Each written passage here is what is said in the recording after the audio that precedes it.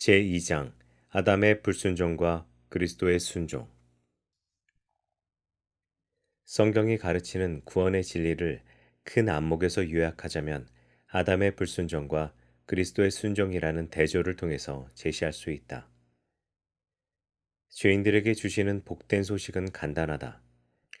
인류의 첫 조상 아담 안에서 사망에 이르게 된 모든 인류가 오직 그리스도 안에서만 영생을 얻게 된다는 것을 가르친다. 그리스도를 믿는 각각의 성도들은 구원을 어떻게 얻는가? 개혁주의 신학자들은 그리스도의 순종을 통해서 성취되는 의로움과 그를 믿는 자들에게 주어지는 전과 교리를 정립했다. 또한 의로움의 근거가 되는 그리스도의 순종은 능동적 순종과 수동적 순종이라는 두 가지 측면이 있음을 제시하였다. 그러나 현대 신학자들은 신학적 논의를 하면서 아담의 죄로부터 시작하지 않는다. 아담은 아예 제쳐놓고 신학적 이론들을 구성하고 있다.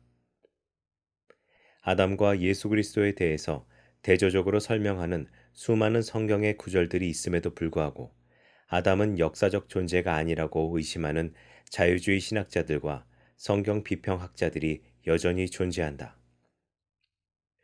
그렇기에 그것부터 먼저 확실히 하고 난 후에야 그리스도와의 대조가 의미가 있다고 할 수 있다. 우리는 아담의 역사성에 대해서 또한 예수 그리스도의 존재에 대해서 성경 말씀이 전하는 그대로를 믿음으로 받아들인다는 기본 전제 하에서 이 연구를 진행하고자 한다. 성경은 여러 세대와 수많은 인간 저자들이 기록하였지만 동일한 성령의 감동으로 제작되었으며 하나로 통합된 신적 계시임을 믿는다. 완전한 영감으로 기록되었으며 유기적으로 통합된 정경이라고 받아들이고 정확무오한 하나님의 말씀이라고 고백한다. 현대 성경 비평학자들의 다양한 해석학에 따라서 신학의 방법론이 바뀌었고 중심 진리를 왜곡하는 경우도 있다. 성경에 대한 확실한 증언은 웨스트민스터 신앙고백서의 첫 부분에 탁월하게 정리되었고 그 부분에 대한 성경 본문의 증거들이 제시된 바 있으므로 개혁주의 신앙의 전통을 따라서 오직 말씀이 가르치는 것에만 귀를 기울여 보려고 한다. 위에 설명한 바대로 성경에 접근하는 기본 전제에 근거하여 우리가 믿음으로 의롭다 하심을 얻었으며 칭의론, 어떻게 그리스도의 의로움이 우리의 것으로 인정받는가, 정가교리에 관해서 가르치는 핵심적인 본문들을 찾아볼 수 있다. 우리는 신구약의 여러 부분들 중에서 로마서 4장 5절에서 8절, 로마서 5장 17절에서 19절, 고린도후서 5장 19절, 21절을 중점적으로 주목하고 로마서 3장 22절에서 28절, 디도서 3장 5절에서 7절, 에베소서 1장 7절, 예레미야 23장 6절, 고린도전서 1장 30에서 31절의 가르침을 살펴보려고 한다. 예수 그리스도의 능동적 순종을 통해서 성취하신 의로움을 성도가 믿음으로 받아들여서 의롭다고 인정받는다는 점을 중점적으로 점검하고자 한다. 이 말씀들 속에서 하나님의 정의, 죄, 그리스도의 사역의 본질에 대한 상호 연관성을 이해하게 되기를 바란다. 예수 그리스도의 능동적 순종을 성도가 전가받는다는 것은 하나님의 정의가 순종과 죄에 대한 형벌을 모두 다 요구하기 때문에 택함 받은 자들을 위해서 그리스도가 순종하셨고 십자가에서 형벌을 당하셨던 것이다. 아담의 불순종과 사망의 형벌. 인간의 모든 비극과 참담함은 아담의 불순종에 기인한다. 아담에게 내려진 형벌로 인해서 모든 인생은 흙으로 돌아가야만 하는 형벌이 내려졌다. 창세기 3장을 끝으로 하여 낙원에서 추방당했고 하나님과의 직접적인 교제와 대면이 차단되었다. 그로 인해서 인생이 어디에서 와서 어디로 가는지 그 심화를 완전히 파악하는 자가 없게 되었다. 이처럼 험악한 세상에 태어나서 먼 미래와 앞으로 닥쳐올 나날들을 모른 채 살아가게 되었다. 우리에게 넘치는 사랑을 베풀어 주시던 부모님, 우리가 사랑하던 사람들도 먼저 세상을 떠나갔다. 내가 하나님의 모든 행사를 살펴보니 해 아래서 행해지는 일을 사람이 능히 알아낼 수 없도다. 사람이 아무리 애써 알아보려 할지라도 능히 알지 못하나니 비록 지혜자가 아노라 할지라도 능히 알아내지 못하리로다. 전도서 8장 17절. 그러나 인간에게 소망을 주시는 복음이 선포되었는데 그것은 바로 예수 그리스도이다. 창세기 3장 15절. 그리스도 안에서 사는 자에게는 밝은 희망이 있다. 그리스도와 연합한 자에게는 진리와 평안과 위로가 주어진다. 예수 그리스도를 믿음으로 인하여 생명을 얻게 된 사람들은 미래 다가올 죽음 이후가 더욱 찬란하다는 꿈을 품게 되었다. 우리는 그의 약속대로 의히 거하는 바 새하늘과 새 땅을 바라보도다. 베드로후서 3장 13절. 성도들에게 주어지는 영광스러운 축복은 이 땅에 오신 예수 그리스도의 온전한 순종을 통해서 그 기반이 구축되었다. 예수 그리스도의 순종이 얼마나 위대한 희생이었는가를 똑바로 이해하기 위해서는 먼저 아담의 불순종을 정확하게 파악해야 한다. 아담 이후로 모든 인간은 자신이 어떤 행동을 했느냐에 따라서 하나님의 심판이 내려진다. 먼저 하나님께서는 아담에게 단 한 가지만을 요구하셨다. 그것은 순종이었다. 낙원에 있던 모든 것을 허용하시되 아담에게 명료하게 기준을 제시하고 단순한 순종을 요구했다. 그 동산나무에서 나는 모든 것을 자유롭게 내가 먹을 수 있으나 선과 악을 알게 하는 나무의 열매는 먹지 말라. 내가 거기서 나는 것을 먹는 날에는 반드시 죽으리라. 창세기 2장 16절에서 17절. 위 말씀에서 하나님께서는 각 사람에게 행한 대로 갚아주신다는 원리를 제시하신 것이다. 로마서 2장 6절. 그처럼 좋은 낙원에서 만물의 영장으로 살아가고 있던 아담에게 행동의 절제를 요구하신 것이다. 순종의 내용인즉 하나님을 사랑하고 완전히 그분만을 경외하라는 것이다. 구약 성경에 사용된 하나님의 이름은 여호와, 엘로힘인데 하나님이 인간들과 언약을 맺으실 때 사용하셨다. 하나님께서는 인류의 첫 조상 아담의 생각, 믿음, 지식에 있어서 우선권과 주권을 갖고서 하나님의 형상을 따라서 창조하였으며 생육하고 번영하면서 우주 안에 있는 모든 것을 다스리는 임무를 부여하셨다. 창세기 1장 28절. 하나님의 형상을 지니고 있는 자로서의 인간의 정체성이란 이 땅 위에 있는 것들에 대한 통치권을 행사하는 임무와 밀접하게 연관성을 맺고 있다. 아담이 하나님의 형상을 가진 자였기에 그가 수행할 최고의 임무로서 하나님의 명령이 주어져 있었다. 아담의 사역은 하나님의 사역과 매우 유사하다. 아담은 하나님의 형상을 가진 자로서 창조주 하나님과의 사이에 도덕적인 연관성을 맺고 있었다. 아담이 만물의 영장으로서 다스리고 경작하는 지위를 부여받았지만 이 첫 번째 지상 명령을 수행하는 일이 시간적으로 무한정이거나 무작정 제멋대로 수행하라는 것이 아니었다는 말이다. 그러나 아담은 인류의 대표자로서 책임을 어기고 불순종하였다. 아담에게는 하나님의 말씀이 자연 계시와 함께 주어졌다. 아담의 원죄는 인간의 본성의 타락을 의미하며 오염되며 부패한 도덕성이 모든 인류에게 전가되어졌다. 에덴에서 아담에게 명령하신 것 같이 하나님의 명령은 모세 오경에서만 85회나 반복되어진다. 아담은 타락 후에 930년을 살면서 후손들의 번성을 목격했고 죽음을 맞이했다. 창세기 5장 5절. 하나님의 말씀을 싫어하고 사탄에게 현혹당하여 불순종한 아담과 이브는 하나님의 임재와 에덴 동산으로부터 추방되었고 파멸했다.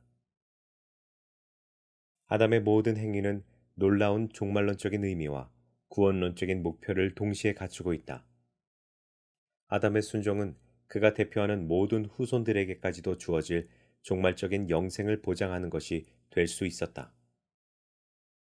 그러나 아담의 불순종과 실패가 초래한 결과는 참담한 죽음이었다.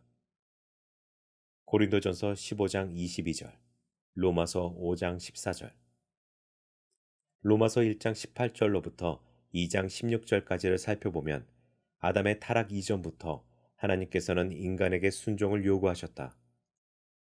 창세전에 의에 대한 하나님의 속성들과 요구를 나타내 보이셨다. 로마서 1장 19절. 세상의 창조 때부터 하나님의 영원하신 능력과 신성을 만물을 통해서 분명히 드러나 알게 하셨다. 로마서 1장 20절. 저는 율법을 들은 적이 없나이다. 라고 그 어떤 사람도 핑계하지 못하도록 양심에다가 일반적인 계시로서 새겨놓았다. 로마서 2장 15절. 모든 인류는 동일한 한 가지 법 아래서 살아가고 있다. 양심에 새겨진 법은 그 누구도 부정할 수 없다. 다른 사람을 살인해서는 안 된다는 보편적 진리가 모든 사람의 마음속에 있다. 하지만 제대로 실행되고 있지 않기에 살인하지 말라는 여섯 번째 계명이 다시 특별 계시로 주어진 것이다. 로마서 2장 12절과 13절에 보면 모세의 율법이 제정된 이후에는 사람의 양심에 기록된 바에 따라서 양심 심판을 하는 것이 아니라 율법을 행하는 자가 의롭다는 판정을 받는다. 바울 사도는 율법을 행하는 사람은 그것으로 살리라 고 하였는데 이 구절은 레위기 18장 5절을 인용한 것이다. 로마서에서 일관되게 설명한 요지는 하나님 앞에서 율법을 듣는 자가 의롭다함을 얻는 것이 아니라 율법을 실행하는 자가 의롭다함을 받는다는 것이다. 로마서 2장 13절. 하지만 바울 사도는 로마서에서 율법과 복음의 대조적 제시를 통해서 오직 예수 그리스도를 믿음으로 의롭다함을 얻는다는 것을 강조한다. 아담처럼 모든 인간은 완전하게 율법의 기준을 지킬 수 없고 예수 그리스도를 믿음으로만 의롭다 하심을 얻을 수 있다는 것이다. 둘째 아담 예수 그리스도의 순종. 바울 사도는 기가 막힌 대조법을 사용하여 첫째 아담과 둘째 아담 예수 그리스도를 각각 두 부류의 대표자로 제시하였다. 로마서 5장 12절부터 27절에서 설명한 핵심은 아담의 불순종과 그리스도의 순종이다. 아담은 하나님의 법을 거역했고 그로 인해서 인류에게 죄가 들어왔고 죽음에 처해졌다. 바울 사도는 부활을 설명하는 부분에서도 두 사람의 대조를 사용한다. 첫사람 아담은 산 영이 되었다 함과 같이 마지막 아담은 살려주는 영이 되었나니. 고린도전서 15장 45절. 처음 창조는 첫사람 아담과 관련이 있었으나 새하늘과 새 땅은 마지막 아담의 부활과 관련이 있다. 구원과 관련된 체험은 부활에 의해서 시작된 새로운 창조 안에서 실존적으로 경험하게 된다. 예수 그리스도의 순종은 우리의 구원에 결정적으로 중요하다. 그리스도의 순종으로 말미암아 아담처럼 살아가는 모든 인류에게 새로운 길이 열렸다. 예수 그리스도를 통하여 성취된 의로움을 믿는 자들에게 전가시켜 주시고 성령의 적용하심으로 그리스도와 연합한 자가 되어 구원의 모든 혜택을 누리도록 하는 복음이 선포되었다.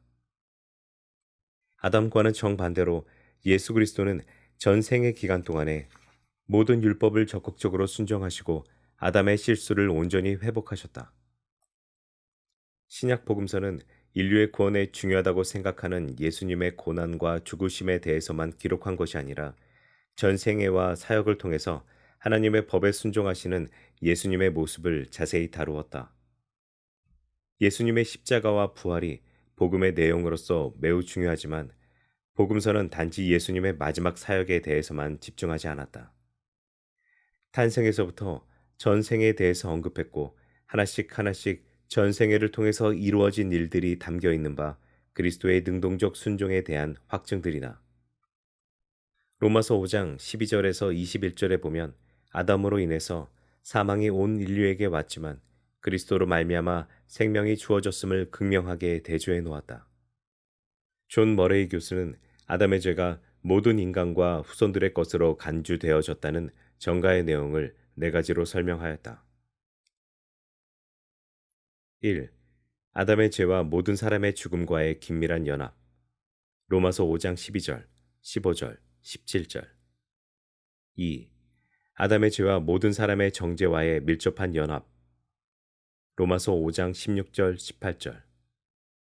3. 아담의 죄와 모든 사람의 죄가 긴밀히 결합됨. 로마서 5장 12절 19절. 4. 그리스도와 아담 사이의 본질적인 대조. 로마서 5장 전체.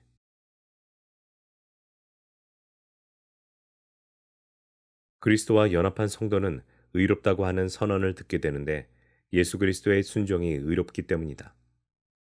여기서 예수 그리스도의 순종이 골고다에서 이루어졌다거나 십자가에서 수행되었다는 지적이 없다. 그리스도의 순종을 통해서 주어지는 속죄뿐만 아니라 칭의와 성화는 모두 다 그리스도와의 연합에서 주어지는 것이므로 분리될 수 없다. 개혁주의 신학자 리델보스는 이 연합이 실제적이고 대표적이다라고 강조하면서 우주적이고도 종말론적인 성격이 포함된다고 풀이한다.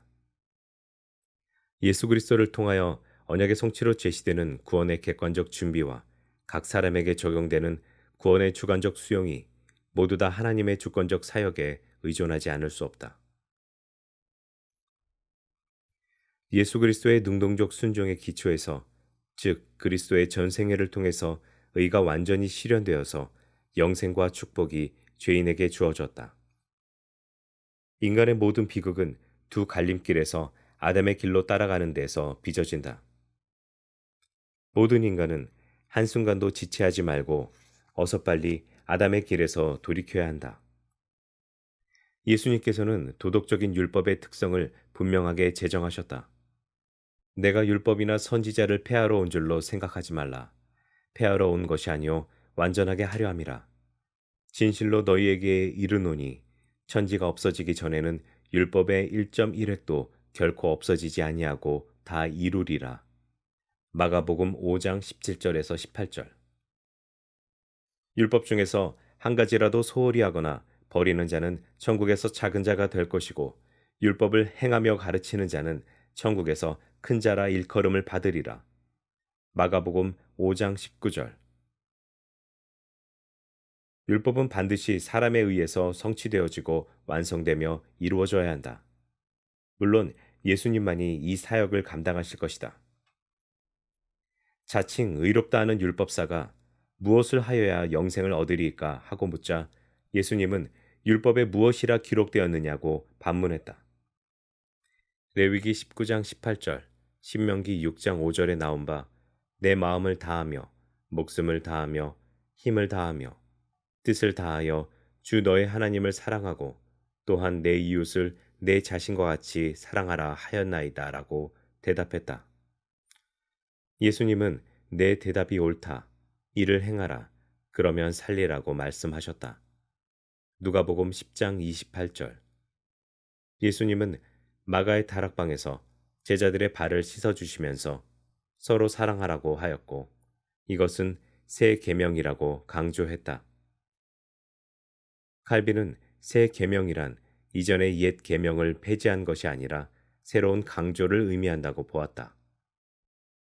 중보자의 순종과 언약의 성취. 우리 성도들은 그리스도의 모든 총체적이며 완전한 순종을 전가받는데 그리스도의 중보자적 사역의 결과이다. 그리스도는 하나님의 모든 의로우신 요구들에 부합하기 위해서 만족함을 완전히 실천하였다. 로마서 3장 26절. 그리스도의 의로움을 말하려고 하면 반드시 어떤 기준에 근거하여서 옳다고 인정을 받아야 한다. 그리스도가 의로운 삶을 살았다는 선언을 할 수 있는 근거는 율법이다. 그리스도는 모든 율법의 시험을 완전히 통과하셨기에 의로운 분이시다. 바울 사도는 로마서 10장 4, 5절에서 그리스도는 모든 믿는 자들이 의에 이르도록 하시기 위하여 율법의 마침이 되신다. 율법으로 말미암은 의를 행하는 사람은 그 의로 살리라고 하였다. 율법의 마침이란 예수 그리스도가 율법의 종결을 짓는 분이라는 의미가 아니라 사랑으로 도덕적인 율법을 온전히 지키셨고 계명에 따라서 율법의 목적을 이뤘다는 의미이다. 율법의 마침이라는 구절은 더 이상 율법이 소용 없어졌다거나 종결되었다는 의미는 아니다. 조엘 비키 교수는 예수 그리스도가 율법을 종결하였다고 하더라도 성도들이 거룩한 삶을 위해서 율법에 담긴 도덕적 교훈들의 권위가 종결된 것이 아니라고 하였다. 존 머레이 교수는 그리스도가 율법의 마침이라는 것은 성도들이 각자 율법과 관련해서 의로움을 획득하려는 방식으로 살았던 것이 예수 그리스도로 인해서 종결되어졌음을 의미한다고 하였다. 로마서 전체를 통해서 바울 사도가 말하고자 하는 의로움이란 것은 율법에 대해서 순종하여야만 얻어지는 것이다. 로마서 1장 1절에서 2절, 3장 21절, 4장 1절에서 22절, 9장 4절, 33절, 10장 6절에서 8절, 11절, 13절, 15절, 11장 27절, 15장 8절에서 12절, 16장 25절에서 26절. 그리스도께서는 순종하심으로 율법을 성취하셨다. 결국 그리스도는 율법의 마침이다. 왜냐하면 그의 중보적인 사역에 의해서 모든 성도들에게 의롭다함을 얻게 하고자 율법의 목표가 마침내 최종적으로 성취되어졌기 때문이다. 그리스도는 율법의 목표를 성취하셨고 그의 의로움으로 인하여 오직 그리스도를 믿는 자들도 의롭다는 인정을 받을 수 있게 하셨다. 모든 믿는 자들에게 그의 의로움을 하사하신다. 이러한 것들과 종합하여 개혁주의 신학자들은 의로움의 정가교리를 은혜언약과 연결하여 풀이했다. 또한 개혁주의 전통에서는 정가교리를 정립하기 위해서 그 기초로 그리스도의 능동적 순종과 수동적 순종을 강조하였다. 우리는 이러한 내용을 더욱 자세하게 다뤄갈 것이다. 성도들은 그리스도 안에서 의로움을 실천하는 일에 매진하는 삶을 추구한다. 의를 실행한다는 헬라어는 포에이사인데 하나님께서 자신의 형상을 갖도록 창조하신 모든 인간들이 그의 법을 따라서 완벽하게 행동한다는 것을 의미하는 단어이다. 이 요구는 죄를 짓지 말라는 것이 아니라 심지어 죄에 대한 징벌까지도 하나님의 율법을 성취하는 긍정적인 행위가 되는 것이다. 역설적으로 죄인에게 그에 합당하고 정당한 형벌을 가하는 것이야말로 의를 실행하는 것이다.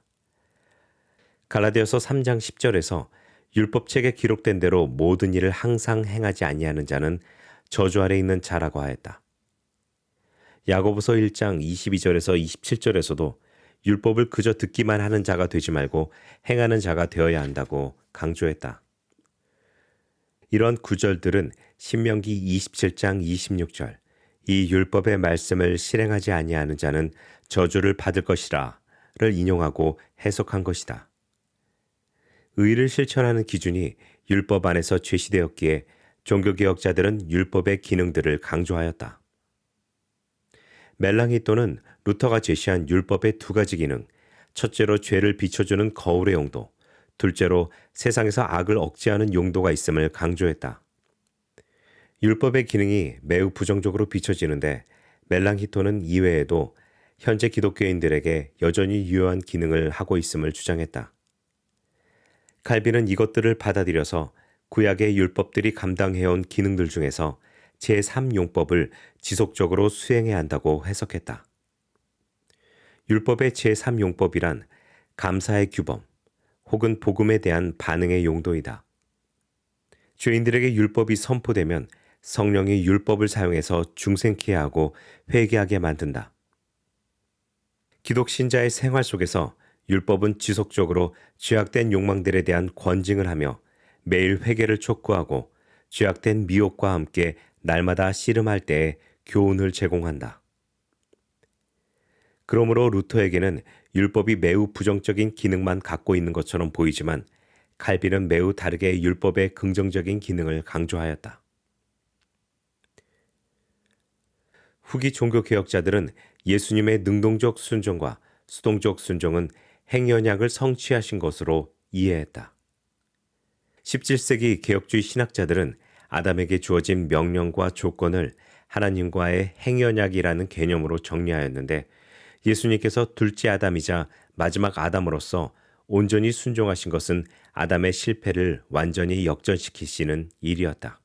그리스도의 능동적 순종과 수동적 순종은 행위언약의 정당한 요구를 만족시킨 것이다. 모세와의 언약에서는 율법의 요구와 명령이 자세하게 드러났다. 모세가 제시한 율법의 특성에 대해서 정통 개혁주의 신학자들이 언약으로 규정한 이유는 옛 언약 시행에 있어서의 독특한 수단이었기 때문이다. 정통 개혁주의 신학자들은 모세 언약을 타락 후 아담과 맺어진 은혜 언약의 점진적 표현과 실현에 일치하는 행위 언약의 협정이라는 관점에서 이해하려고 했던 것이다. 16세기와 17세기 언약 신학자들이 모세 언약 속에서 은혜 언약의 요소와 행위 언약의 요소가 동시에 담겨 있었음을 명확하게 표현하지 못했지만 이미 두 언약의 모든 본질적이고 필연적인 요소들이 그들의 사상 속에 존재했었음이 틀림없다. 클라인 교수는 언약 신학을 변호하면서 행언약의 개념을 유지하려고 했고 오직 믿음으로만 의롭게 된다는 칭의론을 지켜나가려 했다. 모세 언약은 은혜 언약을 시행하는 것이며 아담과 맺은 행위 언약을 재설정하는 것이다. 한 걸음 더 나아가서 그리스도의 능동적 순종의 교리를 철저히 옹호하고자 했는데 그렇지 않으면 결코 죄인에게는 소망이 없기 때문이다. 모세와 맺은 언약이란 이스라엘 백성들에게 하나님의 뜻을 가르쳐 주신 것인데 자기 백성들에게 의무로만 부과한 것이 아니라 축복의 길로 나아가게 하려고 하신 것이다. 신명기 26장 16절에서 19절. 다시 말하지만 모세와 맺으신 율법 언약은 의로운 하나님의 준비하심에서 나온 것이다. 하나님의 소유된 언약 백성이 순종할 때 내려주시는 축복은 칭찬과 명예와 영광과 축복이다.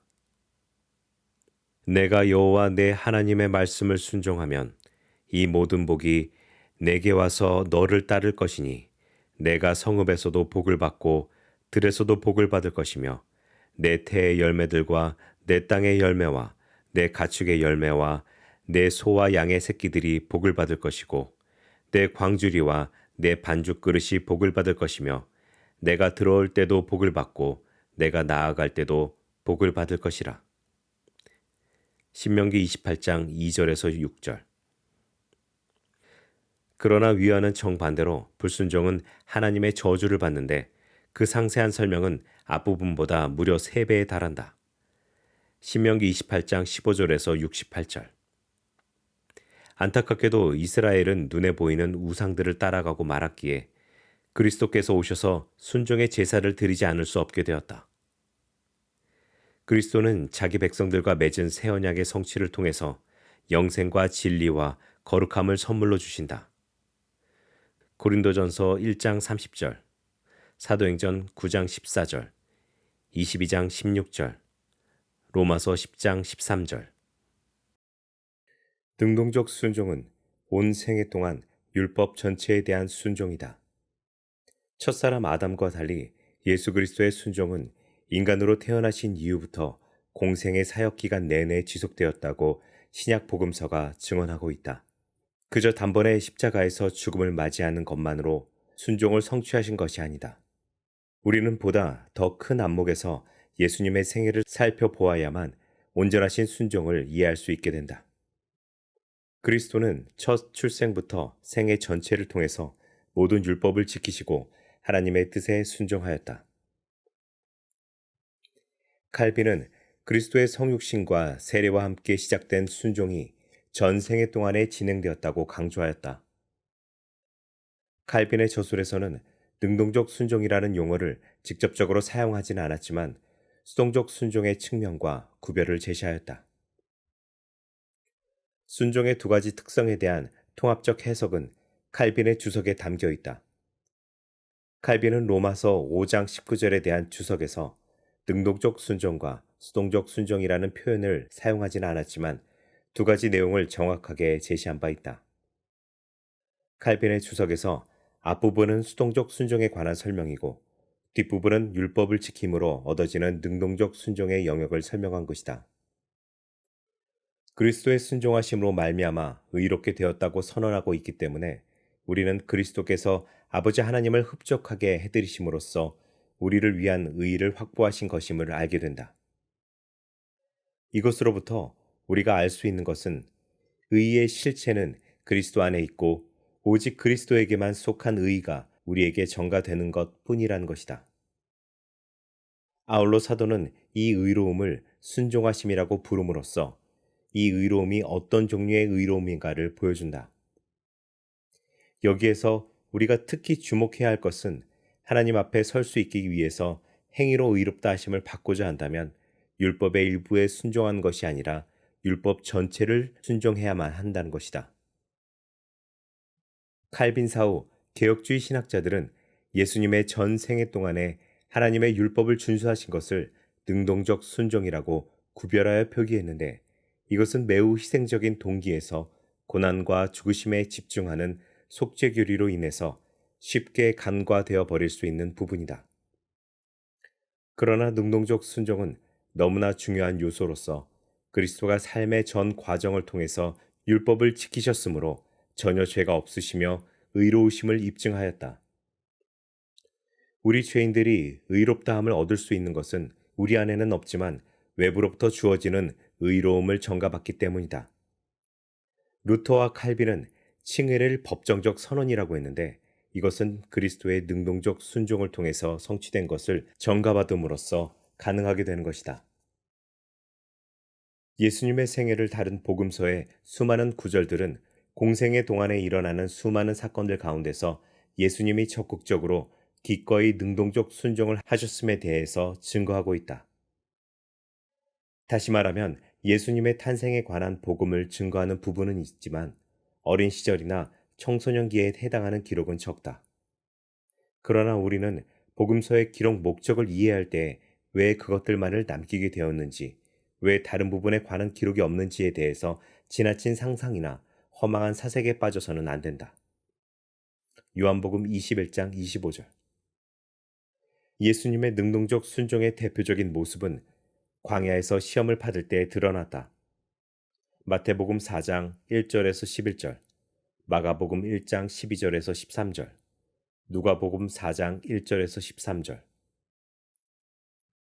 첫사람 아담은 에덴 동산에 있을 때 시험을 당하여 실패하였다. 둘째 아담인 예수 그리스도께서도 지독한 굶주림과 목마름과 배고픔에 놓여져 있었을 때 그러한 광야의 상황 속에서 사탄의 시험을 받았다. 그러나 예수 그리스도는 사탄의 제안을 거부하고 아담과 이스라엘이 언약을 파기했던 자율주의에 빠지지 않았다. 족보상으로 보면 예수 그리스도는 하나님의 아들 아담으로부터 내려온 직접적인 후손이다. 누가복음 3장 38절.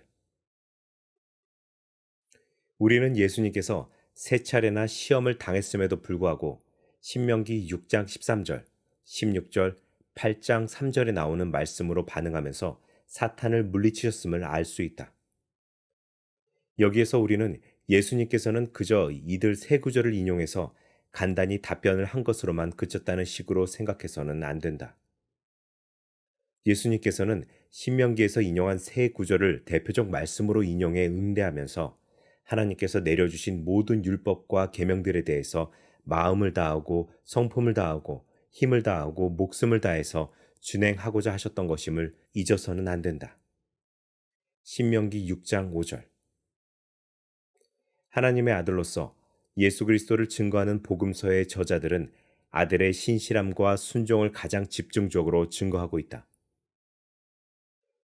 예수 그리스도께서 이 땅에 오셔서 자신이 수행할 사명은 전적으로 성부 하나님에 대한 것임을 강조했다. 아들이 아버지께서 하시는 일을 보지 않고는 아무것도 스스로 할 수 없나니 아버지께서 행하시는 그것을 아들도 그와 같이 행하느니라.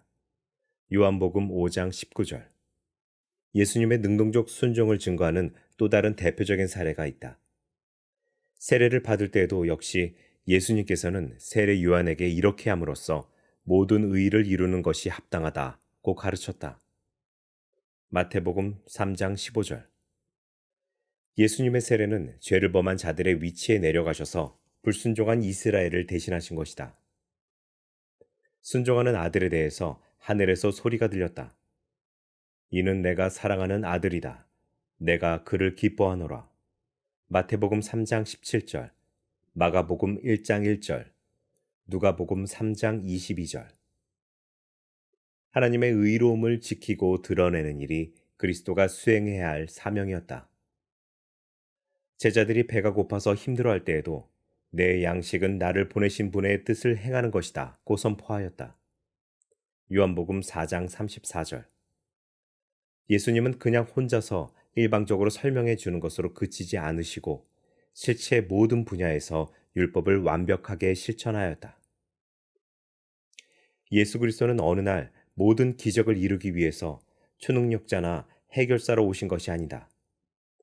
도리어 갓난아이로 낮은 자들을 가운데서 출생하셨고 율법 아래 낳으신 분으로 오셔서 초등학문 아래서 종로를 타는 자들을 속량하시고 구해주셨다. 갈라디아서 4장 3절에서 5절. 인류를 위해서 낮고 천한 사람으로 태어난 것은 인간의 모든 단계에서 율법의 요구를 완전히 성취하고자 함이었다.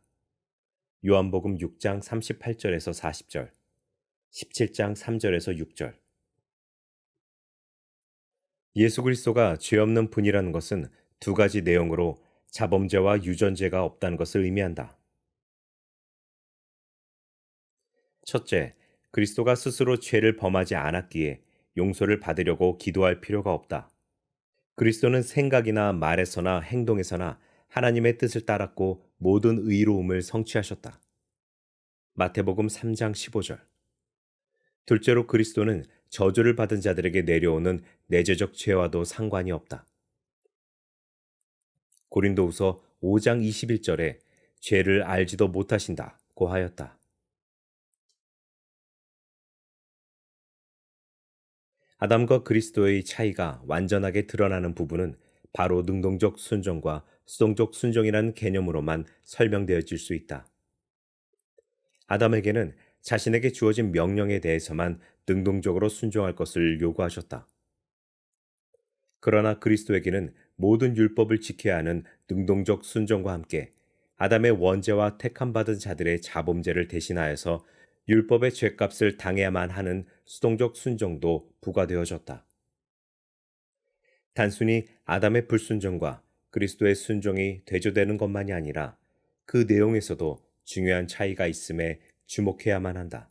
그리스도는 택함받은 자들의 구속함을 확보하기 위해서 하나님께 능동적 순종과 수동적 순종 모두를 드려야만 했다. 성도들은 그리스도의 능동적 순종과 수동적 순종 중에서 어느 한쪽에서 나오는 혜택만을 받는 것이 아니다. 이 두 가지 순종은 구별은 하지만 결코 완전히 분리시킬 수는 없다. 그리스도가 세상의 모든 죄를 짊어지고 가는 흠없는 어린 양이 되기 위해서는 능동적 순종을 통해서 그 조건을 충족시키지 않으면 안 되었다. 그 결과로 새 언약의 중보자가 될 수 있었다. 그리스도는 메시아이시면서도 마지막 아담으로 오셨다.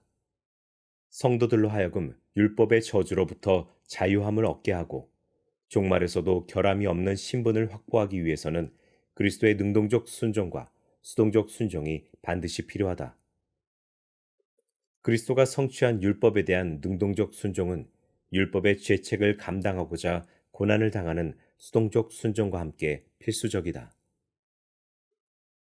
우리는 그리스도가 사람으로 성육신하여 베들레헴에서 탄생하는 단계에서부터 온전한 순종을 이루었음을 살펴보고자 한다. 인간의 몸을 취하였다는 것에 대해서 개혁주의 신학자들은 비하와 승기라는 두 가지 신분으로 풀이했다. 두 가지 상태가 항상 동전의 양면처럼 긴밀하게 연계되어 있다.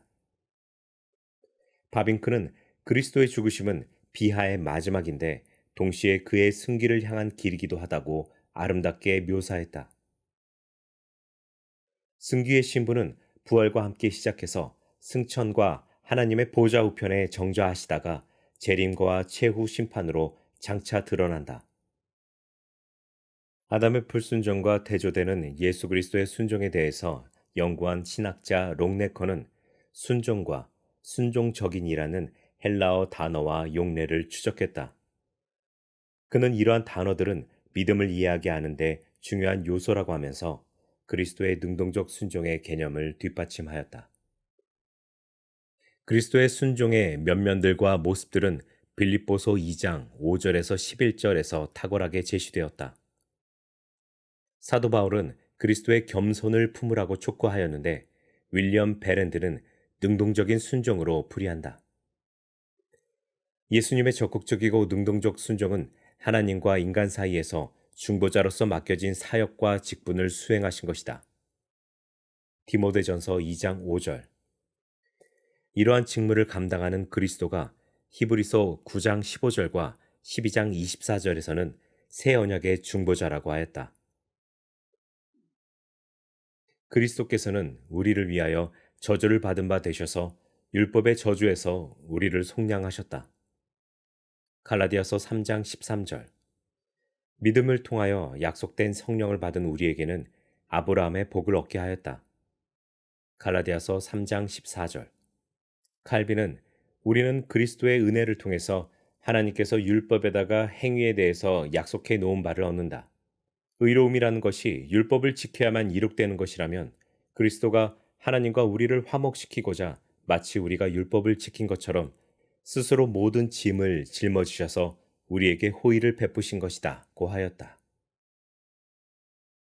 이제 우리는 그리스도의 순종이 전생에 걸쳐서 이루어진 것을 강조하고자 먼저 빌립보서 2장의 서두에 초점을 맞추고자 한다.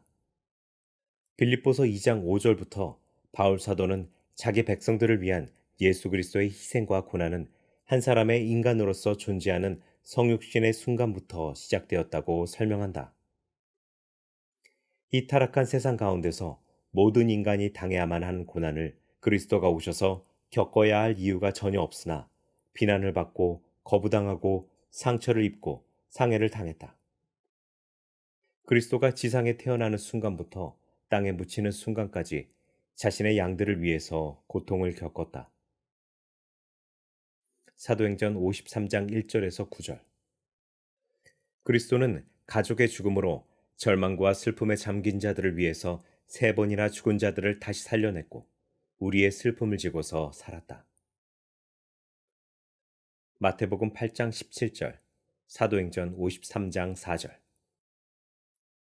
칼빈은 그리스도께서는 사람으로 출생하면서부터 십자가에 죽기까지 일평생 동안 순종하였음을 강조하였다. 율법의 저주에서 우리를 자유케 한 그 용서의 근거를 마련하시고자 그리스도는 전 생애 동안에 순종하셨다.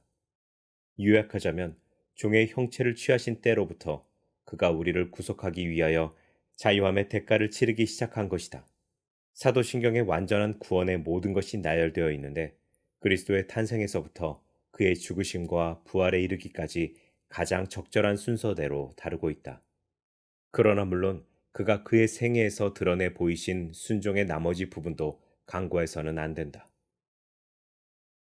칼빈은 그리스도의 순종과 죽으심의 효과를 설명하면서 빌립보서 2장 7절에서 8절에 대해서 주목하기를 촉구했고 상세히 풀이하였다.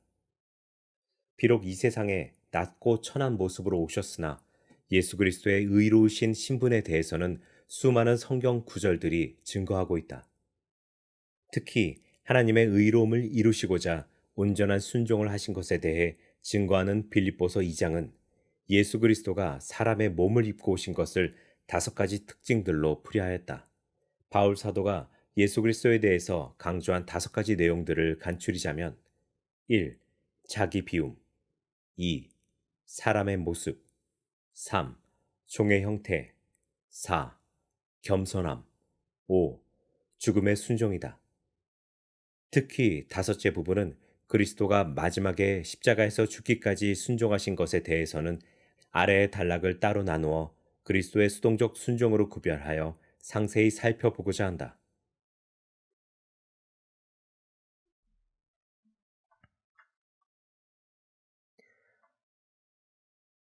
자기 비움, 케노시스.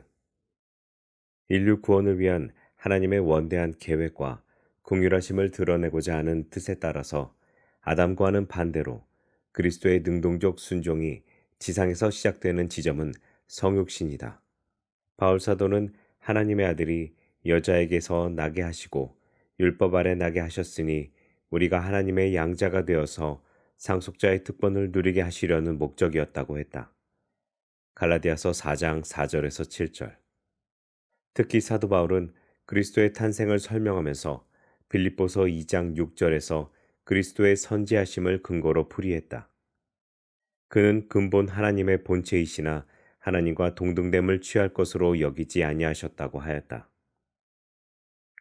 바울 사도는 근본 하나님의 본체라는 문구에서 예수 그리스도는 분명히 하나님이시오 동등한 삼위일체의 한 위격이시며 영원전부터 선지하신 분이라는 설명으로 시작한다. 하나님의 본체에 대한 이해는 초월적인 영역이라서 완전히 다 알 수는 없다.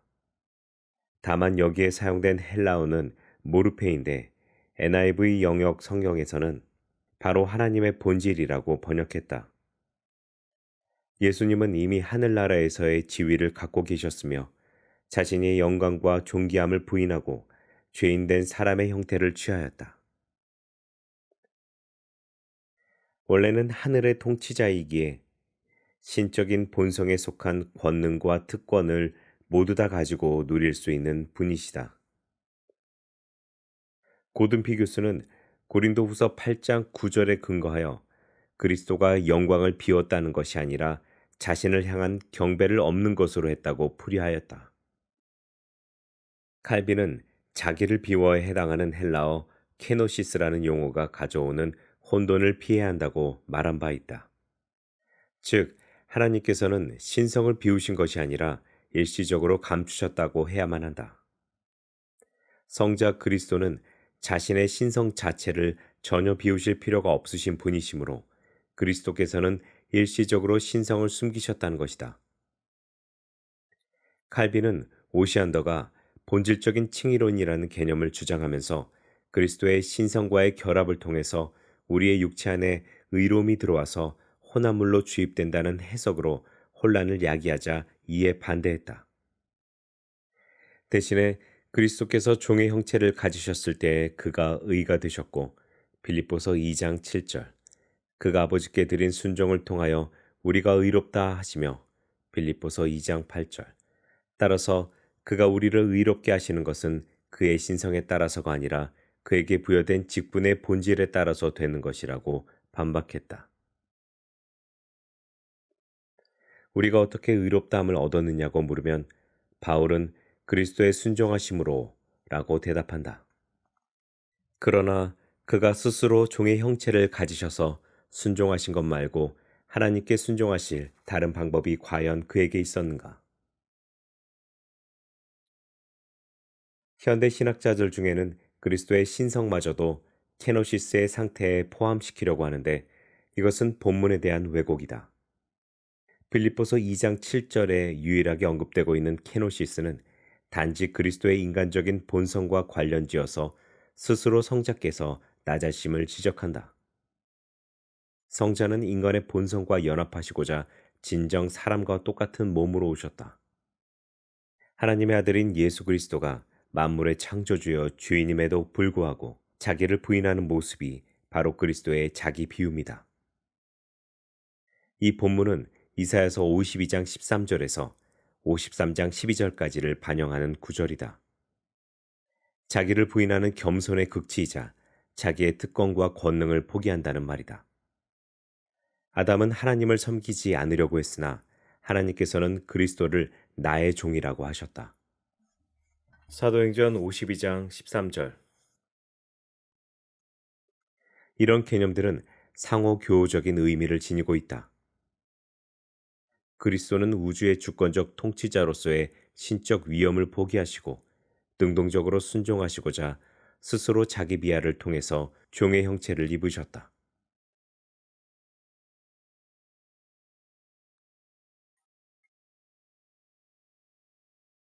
사람으로 몸을 입으시다. 개혁주의 신학자들은 그리스도가 순종의 과정에서 보여준 성육신의 삶에서 놀라운 감격과 은혜를 발견하였다. 그리스도는 죽은 사람을 살려낼 수 있는 무한한 권능을 가진 분이지만 성부 하나님의 뜻에 순종하고자 자신을 죽음에 내어 주시기 위해 정작 사람의 몸을 입으셨다. 요한복음 5장 21절, 디도서 2장 14절. 성자께서 사람의 몸을 입으신 것은 단순히 성육신으로만 좁게 해석하지 않았다. 비하의 신분에 계시는 동안에는 신적인 전능하심을 완전히 다 발휘하지 않으신다. 하나님의 특권과 지위와 권능을 포기하고 곧 하나님의 본체가 누리는 모든 영광을 내려놓고 보통 사람들과 같이 되셨다. 전능하신 창조주이자 만물의 주권자여 통치자가 우리를 위해서 똑같은 사람이 되셨다. 그리스도가 사람의 모양으로 나타나셨기에 율법에 복종해야만 하고 죽음을 벗어날 수 없다. 빌립보서 2장 7절. 이것은 복음서에 서술된 그리스도의 성육신을 그대로 강조하는 내용이다. 신성을 가진 성자 하나님께서 사람의 몸으로 오셨다는 것은 엄청난 어려움을 몰고 왔다. 육체를 가졌기에 율법을 지켜나가야 할 대상이 되었고 죽음을 피해갈 수 없었다. 그의 외모와 지위와 출생 배경 때문에 그 누구도 나사렛 예수를 믿음의 그리스도로 인정하지 않으려 하였다. 그리스도의 성육신이 갖는 함축적인 의미는 유일하신 중보자로서 선지자, 제사장, 왕으로서의 삼중직의 사역을 완성하는 것이다. 중보자의 사역을 위해서 사람의 몸을 입으셨지만 성자 하나님 위에 성령의 기름 부으심이 결정적으로 거룩하심과 권능을 유지하는 필수적인 요소였다.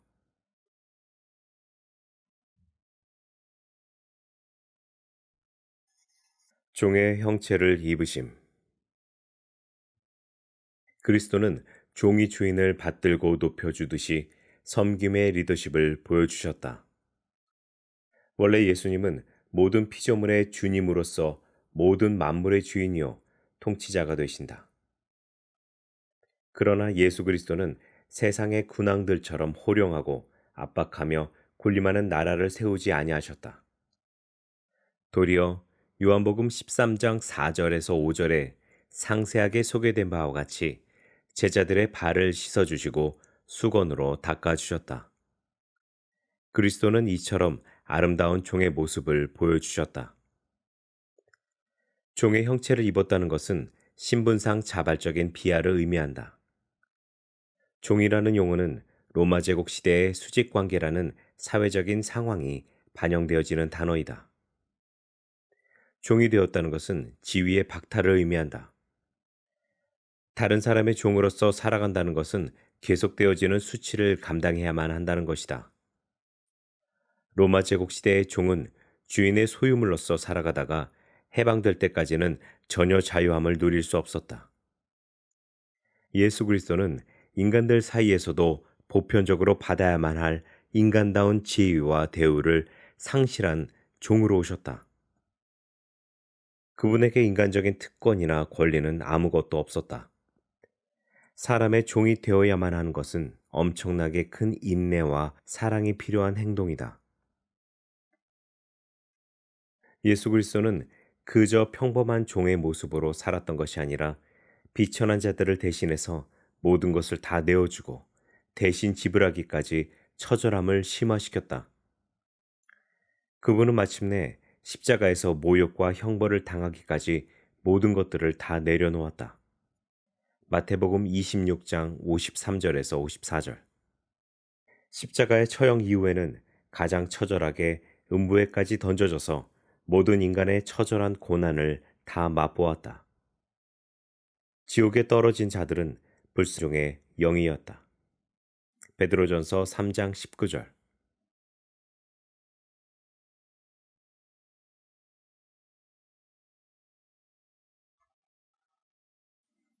자기를 낮추심. 예수님은 스스로 자기를 낮추시고 가난하게 되셨다. 빌립보서 2장 8절, 고린도후서 8장 9절. 이 구절은 그리스도의 인격의 겸손함을 제시하는 것이다. 태어날 때부터 주님은 시간과 공간의 제약을 당하면서도 또한 형편없이 가난한 인간의 삶으로 찾아오셔서 인류의 고통에 참여하셨다. 성육신의 전 과정은 인류를 품으시되 소외된 곳에서 살아가는 외로운 사람들에게까지도 모두 포용하시는 사건들이다. 사도 바울은 예수님의 겸손을 닮아서 자신의 자랑을 배설물로 여기고 예수 그리스도를 아는 지식을 갖는 것이 목표라고 강조했다. 빌립보서 3장 8절에서 9절. 바울 사도의 겸손은 사역의 동기이자 목적이 되었다. 그리스도인들은 항상 자신들의 부족한 면을 깨닫고 표대를 향하여 나아간다. 빌립보서 3장 14절. 여기서 사용된 겸손이란 헬라어 타이페노스는 겸손보다는 수치 혹은 굴욕의 의미가 더욱 강하다. 일반적으로 겸손의 반대는 교만이고 오만이다. 로마 제국에서나 헬라 문화에서는 타이페노스를 단순히 겸손으로 사용하지 않았고 매우 부정적인 의미로 사용되었다.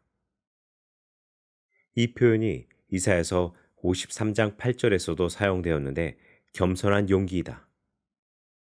너희 중에 큰 자는 너희를 섬기는 자가 되어야 하리라. 누구든지 자기를 높이는 자는 낮아지고 누구든지 자기를 낮추는 자는 높아지리라. 마태복음 23장 11절에서 12절. 예수님처럼 우리 자신을 낮추는 데에 필요한 것은 겸손한 용기이다.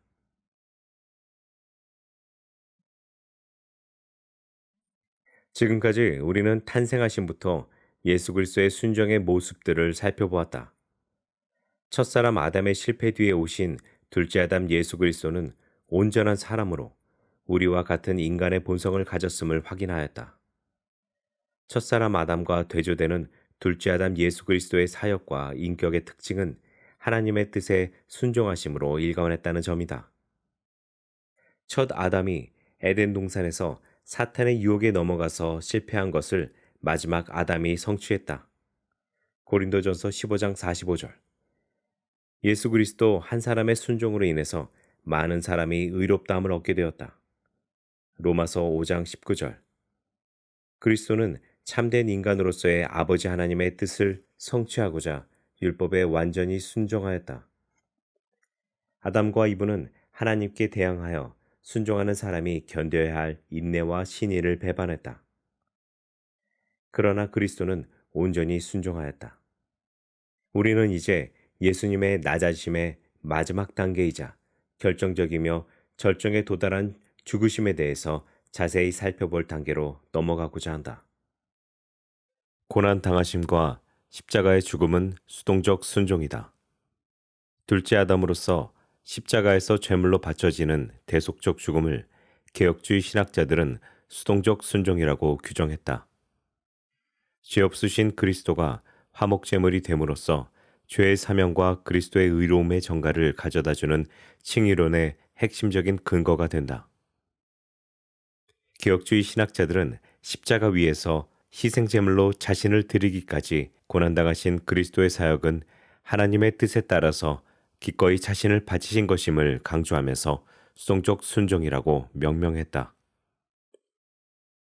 여기서 가장 중요한 부분은 고난과 희생적 죽으심으로 새 언약의 대표이신 그리스도가 단번에 모든 죄값을 다 지불하였고 구원의 모든 조건을 완성하였다는 점이다. 우리 죄인들이 그리스도를 따라서 어느 정도까지의 고난을 더 견뎌내고 희생을 치러야지만 구원을 주시는 것은 아니다. 예수 그리스도의 순종의 핵심은 제사장의 사역의 마지막 부분에서 절정에 달했다. 성부 하나님의 뜻에 순종하신 예수 그리스도의 낮아심의 마지막 단계는 십자가에서의 죽음이다. 이 마지막 순종적인 희생은 자신을 제물로 드리는 대제사장으로서의 사역에서 핵심에 해당한다. 하나님께서는 죄를 알지도 못하시는 분을 우리를 대신하여 죄로 삼으셨다. 이는 우리가 그분 안에서 하나님의 의가 되게 하시려는 것이다. 고린도후서 5장 21절. 16세기 종교개혁자들과 17세기 정통신학자들은 칭의교리를 매우 중요한 기독교의 핵심으로 다루었다. 로마 가톨릭의 왜곡된 선행사상과 공로주의를 바로잡기 위해서 루터가 제시한 칭의론을 거의 모든 종교개혁자들이 구원론의 근본 교리로 받아들였다. 존 칼빈은 어떻게 그리스도가 죄를 파괴해버리고 하나님과 우리의 사이의 분리를 폐지시켰는가? 하나님께서 우리를 향하여 친절한 호의를 가지시게 하였는가? 라는 문제 앞에서 그리스도의 총체적인 순종의 삶으로 하신 것이요. 더 정확히 말하면 그 순종은 그리스도의 죽음이다. 라고 강조하였다. 그리스도의 순종의 대속적 성격. 예수 그리스도는 자신의 고통을 참고 이겨내면서 항상 성령과 함께 하셨고 죽기까지 성부 하나님의 뜻에 따라서 순종하였다. 하나님의 명령에 불순종한 인간은 죄와 저주 가운데 던져지고 말았으나 반대로 예수 그리스도는 순종하셨다. 앞에서 살펴본 대로 빌립보서 2장에 담긴 기독론에서 핵심 사항이자 신약 성경 전체에서 둘째 아담으로 오신 그리스도의 사역은 온전한 순종이었다. 둘째 아담이자 마지막 아담으로서 예수 그리스도는 아담의 불순종에 대조적으로 순종과 희생을 하나님께 드렸다. 예수님의 순종은 그냥 혼자만의 성실한 삶으로 그친 것이 아니다. 그리스도의 순종의 성격은 인류를 대리하는 순종이요. 특징은 희생적인 순종이다. 그리스도가 육체를 입고 오셔서 험한 세상에서 그 누구도 하지 못한 일을 성취하셨는데 바로 순종이다. 그 순종이 믿는 자를 구원함에 이르게 하는 근원이다. 심한 통곡과 눈물로 간구와 소원을 올렸고 아들이시면서도 받으신 고난으로 순종함을 배워서 온전하게 되셨은즉 자기의 순종하는 모든 자들에게 영원한 구원의 근원이 되신다. 히브리서 5장 7절에서 9절. 예수님은 둘째 아담으로 오신 분으로서 죄가 없는 분이시며 대속적 죽음을 당하셨다. 물론 엄청난 희생과 인내가 수반되어야만 가능한 일이다.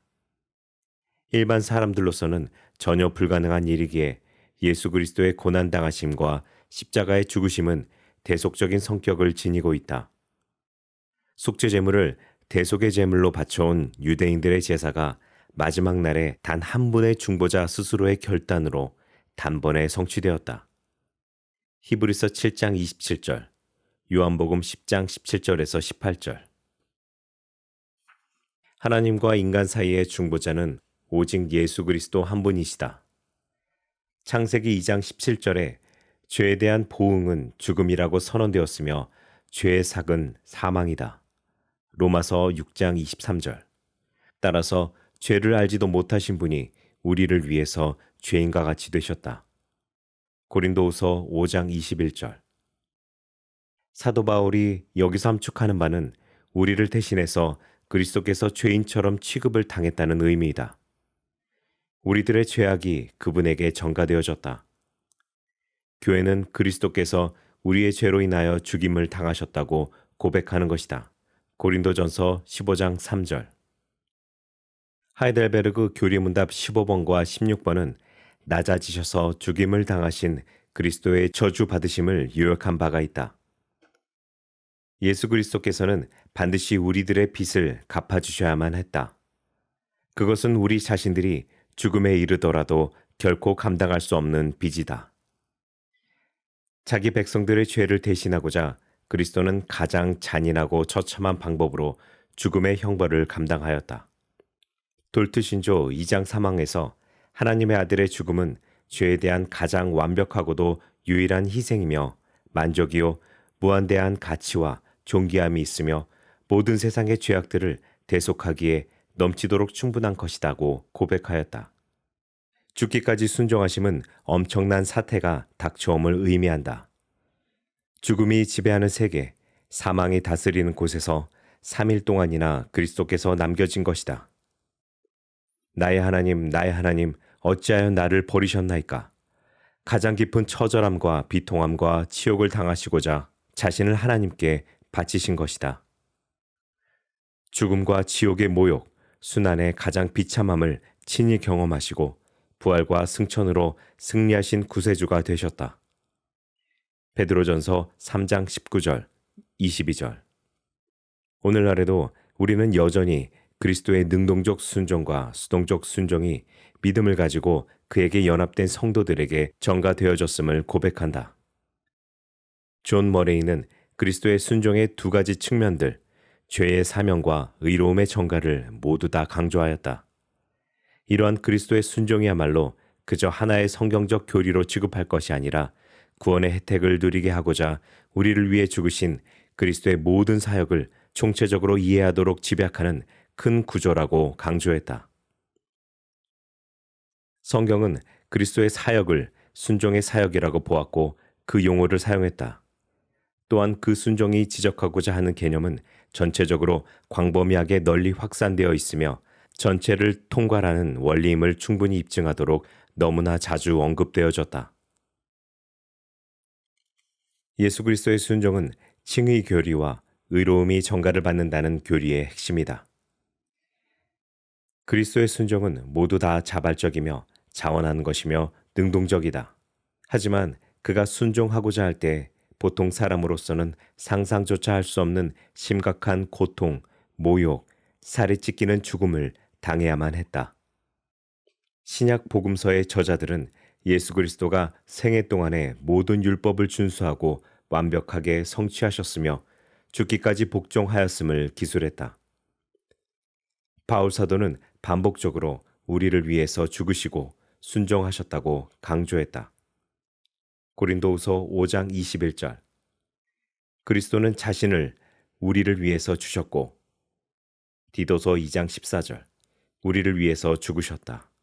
에베소서 5장 2절. 데살로니가전서 5장 10절. 주님은 우리를 위해서 저주를 받으셨다. 갈라디아서 3장 13절. 종으로서의 낮아지신 예수 그리스도의 순종은 십자가상에서 죽으심으로 절정을 이뤘다. 마태복음 20장 26절에서 28절. 이러한 희생적이며 대속적인 죽으심으로 그리스도는 우리 모든 믿는 자들에게 영생을 가져다 주셨다. 예수 그리스도의 생애와 사역을 대변하는 개념이 죽기까지의 순종하심이다. 예수 그리스도의 전 생애는 거절을 당하고 짓밟히는 모욕을 참아야만 했고 마침내 목숨을 잃어야만 하는 순환의 연속이었다. 사람들에게 모욕을 당하고 버려졌으며 죽임을 당했다. 사도행전 2장 23절, 5장 30절. 베드로는 예수 그리스도가 거룩하고 의로운 분, 사도행전 3장 14절, 이지만 장차 죽임을 당할 것을 알고 계셨다. 마가복음 10장 33절에서 34절. 그리스도는 사람의 몸을 입고 오셨지만 전혀 죄가 없는 분이시다. 히브리서 4장 15절. 하나님께서 나사렛 예수에게 성령과 능력의 기름 붓듯 하셨음에 그가 두루 다니시며 선한 일을 행하시고 마귀에게 눌린 모든 사람을 고치셨으니 이는 하나님이 함께 하셨음이라. 사도행전 10장 38절. 이러한 일을 마치기까지 전생애 동안에 그리스도는 왕이 아니라 자신의 순종으로 성취하였다. 아버지의 뜻에 따라서 순종함. 그리스도의 순종은 하나님의 뜻에 대한 복종이다. 아담과 이스라엘의 불순종은 인간 자율주의에 바탕을 둔 것이다. 그러나 그리스도는 기도 가운데서 순종의 심정을 피력했다. 당신의 뜻이 이루어지이다. 마태복음 6장 10절, 26장 42절. 성부 하나님의 뜻에 따라서 예수 그리스도는 종으로서 순종했다. 우리는 돌아온 탕자의 비유에서 아버지의 뜻을 어기고 세상과 짝하여 살아가는 인간들 타락상의 진면목을 보게 된다. 불순종은 죄악과 죽음이다.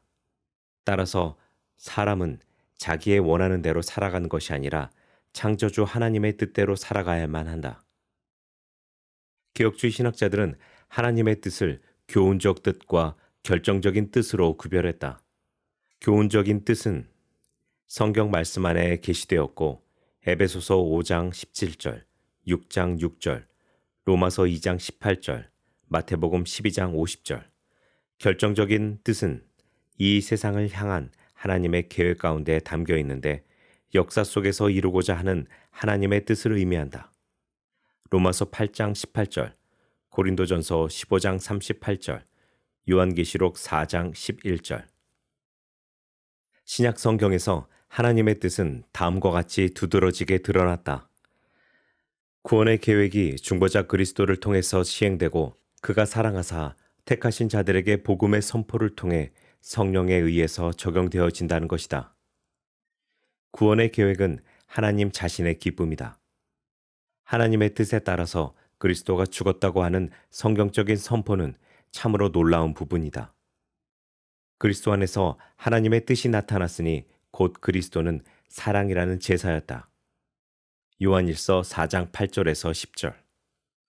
하나님께서 자기 백성들을 의롭다고 하시는 것은 의로운 종을 통해서 기쁨을 받으셨기 때문이다. 이사야 53장 11절에 그가 자기 영혼에 수고한 것을 보고 만족할 것이니 내 의로운 종이 그의 지식으로 많은 사람을 의롭게 하며 또 그들의 죄를 친히 짊어질 것이라고 하였다. 모레이 교수는 그는 주님의 종이다. 이 직분은 성부에 의해서 부과되었음이 암시적으로 포함되어 있다고 할 수 있는데 아버지의 뜻에 복종하고 성취하는 것이기 때문이다. 그리스도가 감당한 제사장이라는 직분은 본질적으로 깨끗함을 유지하기 위해서 규정에 순종해야만 하는 자리이다. 제사장의 임무는 자신의 권한이나 권세를 부릴 수가 없다. 하나님께서는 이미 옛 언약 시대에 이러한 제사장을 사용하였다. 아론의 반차를 따르는 제사장은 사람의 의지로 하나님을 설득하거나 감동시키는 일을 하는 것이 아니다. 모든 예식을 주께서 명령하신 것, 레위기 9장 6절에서 10절에 따라서 실행할 뿐이다. 심지어 어떤 아들이 제사장으로 선출될 것인가에서부터 세밀한 부분에 이르기까지 심지어 옷을 입는 것, 성전의 봉사 임무를 담당하는 순서를 정하는 것, 목욕을 하는 것 등등 모든 규례와 조항을 따라서 순종하며 살아가야만 했다. 그렇게 규정하신 이유는 하나님의 거룩성 때문이었다. 일반 생활은 불결했고 깨끗한 것이 없었으므로 정결 예식에 순종하는 것이 가장 필요했던 것이다. 레위기 10장 10절. 내가 거룩하니 너희도 거룩하라가 레위기의 핵심 교훈이다. 레위기 1장 44절에서 45절, 19장 2절, 20장 26절. 제사장으로서 그리스도의 기본적인 임무는 하나님께 자신을 희생제물로 드리는 것이요. 이것은 순종으로 감당해야 하는 사역이다. 처음 제사장의 선발부터 하나님이 정하신 규정대로 따라야만 했다. 또한 그렇게 해서 선출되고 지정된 제사장이 번제를 드리고자 할 때에도 아무 동물이나 바칠 수 있는 것은 아니었다. 규정된 바에 따라서 외부에서 모두 불태워서 사람의 죄값 대신에 속죄의 제물을 드린다. 출애굽기 29장 18절, 레위기 1장 3절에서 9절, 13절. 이때 하나님께서 원하시는 것은 값비싼 동물을 바치라는 것이 아니었고 많은 제물을 거대하게 바치라는 것도 아니었다. 제물을 드리는 예배자의 내적인 순종의 제사를 기대하셨다. 그래서 사무엘은 사울 왕에게 순종의 제사보다 낫다고 가르쳤다. 사무엘상 15장 22절. 모레이 교수는 순종의 행위라 함은 동기, 방향, 목적이 반드시 하나님의 뜻에 합치하는 것이라야만 한다고 풀이했다. 다윗의 시대 이후로 접어들면서 너무나 안타깝게도 이스라엘 백성들은 하나님을 향한 성전 제사를 매년 드리면서도 점차 내면의 헌신과 통회하는 결의가 사라졌고 그저 형식에만 그치고 말았다. 이스라엘 국가가 안정된 이후에는 도리어 눈에 보이는 주변 부족들의 우상 숭배를 따라감으로써 하나님의 진노를 피할 길이 없었다. 그리스도는 율법의 요구에 따라서 단번에 우리의 죄를 대신하여 자신을 희생 제물로 바치면서 오직 하나님의 뜻에 따라서 제사장의 직무를 감당하였다. 히브리서 10장 4절에서 12절. 하나님의 아들이신 예수 그리스도는 완전하신 하나님의 신성을 소유하신 분이시다. 히브리서 1장 3절. 신실하신 하나님과 같이 성자 예수 그리스도 역시 하나님의 뜻에 온전히 순종하셨다. 히브리서 7장 28절에서 8장 1절. 그리스도는 하나님과 맺은 언약 백성들의 머리가 되시며 율법의 완성자이다. 능동적 순종과 수동적 순종의 통합적인 이해. 우리가 그리스도의 능동적 순종과 수동적 순종에 대해서 두 가지로 구별한다고 해서 이 두 가지 측면들이 완전히 분리된 두 가지 별개의 부분들이라고 할 수는 없다. 또한 능동적 순종은 어디까지만이고 수동적 순종은 어느 부분부터 어떤 내용만을 말한다는 식으로 각기 따로 분리시킬 수도 없다. 성경에 나오는 그리스도의 순종에 대한 증언들을 살펴보면 선명하게 두 가지로 딱 분리된 바가 없기 때문이다.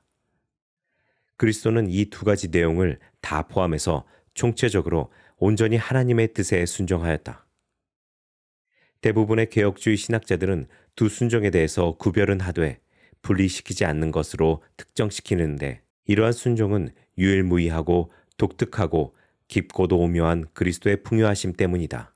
우리가 능동적 순종과 수동적 순종이라는 두 용어를 가지고 설명할 때 예수님의 순종을 기계적으로 딱 두 쪽으로 분류하려는 의도에서 사용하는 것은 아니다. 이사야서 53장에 고난당하는 종을 근거로 하여 존 머레이 교수는 예수 그리스도께서 성취하신 것은 능동적 순종이고 고난당하신 것은 수동적 순종이라고 재규정했다. 두 가지 모두 다 예수 그리스도께서 율법을 성취하신 것이고 죄에 맞서서 거룩하게 되도록 노력한 것이다. 머레이 교수는 특별히 그리스도의 순종은 고난을 통해 차츰 점진적으로 성취된 것이라고 성경적으로 입증하였다. 히브리서 5장 8절. 어린 시절부터 점차 성장해 가면서 완전하게 율법을 순종하는 삶을 살아가다가 마지막에 십자가에서 성인의 순종을 보여주었다. 빌립보서 2장 8절. 예수님은 점차 아버지의 사랑 가운데서 성장했다.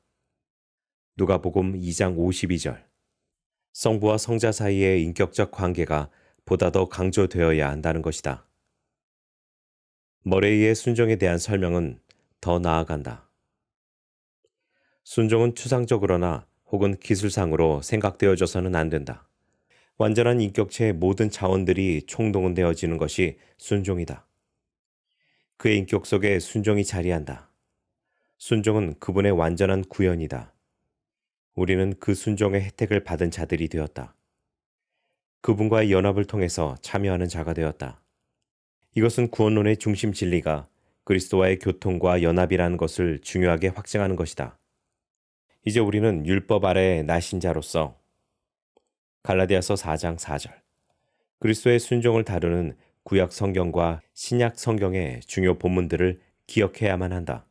특히 우리는 웨스트민스터 신앙고백서 1647년 제11장 1항에서 칭의와 그리스도의 의로움의 정가교리를 입증하는 말씀으로 제시되었던 성경 본문들은 다음과 같다.